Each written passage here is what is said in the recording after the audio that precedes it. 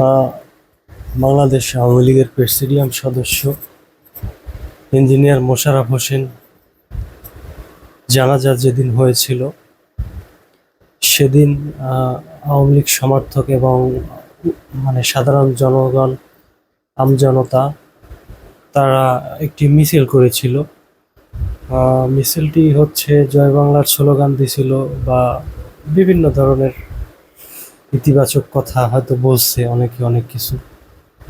তো ব্যাপার হলো কিছু আহ, বিশ্লেষক জুলাই 24 জুলাই জঙ্গি যারা তারা বলছিল যে সুশীল সমাজ তারা বলছিল যে জানাজার মধ্যে কিভাবে স্লোগান দেয় তারা। আসলে আমরা ভুল করতে পারি বা করছি, হয়তো মেনে নিলাম, কিন্তু আপনারা এমন ভুল করেন কিসের জন্য আমি তো বুঝি না আসলে। আমরা ভুল করলে বা আমরা যেটাই করি সেটাই ভুল, সেটাই অবৈধ, অথচ আপনারা আজকে কারিনার জানাজা শেষে স্লোগান দিচ্ছেন দিল্লি না ঢাকা, ঢাকা ঢাকা, অথচ শেষ চিকিৎসা কিন্তু দিল্লিতেই করানো হয়েছে। এটা কি আপনারা ভুলে গেছেন?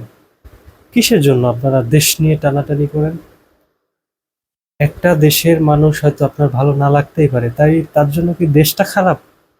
হ্যাঁ, এই ধরনের মানসিকতা নিয়ে আপনারা কিভাবে দেশ চালাবেন আমার আসলে বোধগম্য নয়।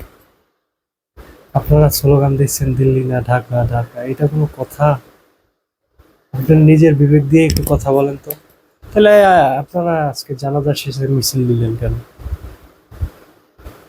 কারো জানা থাকলে উত্তরটা দিয়ে দিন কমেন্টসে।